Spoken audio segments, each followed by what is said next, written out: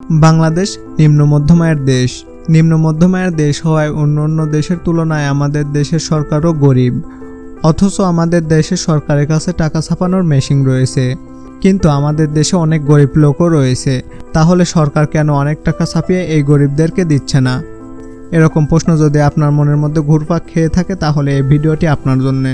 চলুন শুরু করা যাক। বাংলাদেশের টাকাগুলো তৈরি হয় বাংলাদেশ ব্যাংকের সহযোগী প্রতিষ্ঠান the security printing corporation limited থেকে ছাপানো হয়, যা গাজীপুরে অবস্থিত। এই টাকাগুলো গোপনীয়ভাবে 11টি ধাপে তৈরি হয়। এগুলো তৈরির জন্য উন্নত মানের দামি কাগজ, কালি, নিরাপত্তা সুতা ও রং এগুলো অন্য দেশ থেকে আনা হয়। এছাড়া অনেক সময় অন্য দেশ থেকে টাকা ছাপিয়েও আনা হয়। বাংলাদেশ ব্যাংকের হিসাবে 1 টাকা তৈরি করতে 95 পয়সা খরচ হয়। 2 টাকার কয়েন তৈরি করতে 1 টাকা 20 পয়সা খরচ হয় এবং 5 টাকার কয়েন তৈরি করতে 1 টাকা 95 পয়সা খরচ হয়। কিন্তু অবাক করার বিষয় এটাই যে বাজারে সবচেয়ে বেশি টাকার নোট 1000 টাকা। এই 1000 টাকার নোট ছাপাতে মাত্র 6 টাকা 50 পয়সার মতো খরচ হয়, আর 500 টাকার নোট ছাপাতে প্রায় 6 টাকার মতো খরচ পড়ে। এছাড়াও 100 টাকার নোট ছাপাতে খরচ পড়ে 4 টাকা 50 পয়সা। এজন্যই বাংলাদেশ ব্যাংক থেকে জনগণকে যত্ন সহকারে টাকা ব্যবহারের জন্য অনুরোধ করা হয়। সরকারের বেশি পরিমাণ টাকা না ছাপানোর কারণ হলো, যে দেশের যতগুলো জিনিসপত্র তৈরি হয় সে দেশে সে পরিমাণ টাকা ছাপানো হয়। তাই সে দেশে পণ্যের ক্রয় করার জন্য যে পরিমাণ মূল্য থাকে সে পরিমাণ টাকা ছাপাতে হয়। এর বেশিও নয়, আবার এর কমও নয়।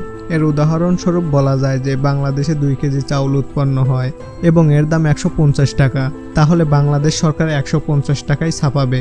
এর বেশিও নয়, এর কমও নয়। আর যদি সরকার বেশি টাকা ছাপায় তাহলে ধরুন 2 কেজি চাউলের দাম 150 টাকা হলে 1 কেজি চাউলের দাম 75 টাকা হবে। তাহলে সরকার 1 কেজি চাউলের জন্য 75 টাকায় নির্ধারণ করবে। এছাড়া সরকার যদি 1 কেজি চাউলের জন্য 150 টাকা ছাপায় তাহলে 1 কেজি চাউল ক্রয় করতে 150 টাকাই লাগবে। এভাবেই দেশের পণ্য মূল্য নির্ধারণ করে পরিমাণ মতো টাকা ছাপানো হয়। ভালোভাবে বোঝার জন্য আরেকটা উদাহরণ দেওয়া যাক।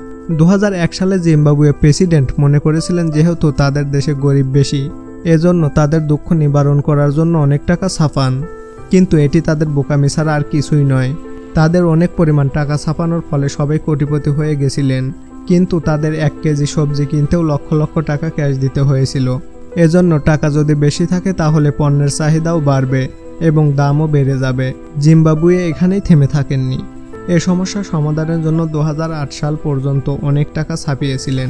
তারা সবচেয়ে বেশি টাকার নোট ছাপিয়েছিলেন 1 কোটি টাকা পর্যন্ত, কিন্তু এতে কোনো সমাধান করতে পারেননি। পরে কোনো উপায় না পেয়ে অর্থের বাতিল বলে ঘোষণা করেছিলেন এবং অন্য দেশের টাকার ব্যবহার শুরু করেছিলেন, কিন্তু তাতেও কোনো লাভ করতে পারেনি, বরং অর্থনৈতিক দিক দিয়ে অনেক পিছিয়ে পড়েছিলেন।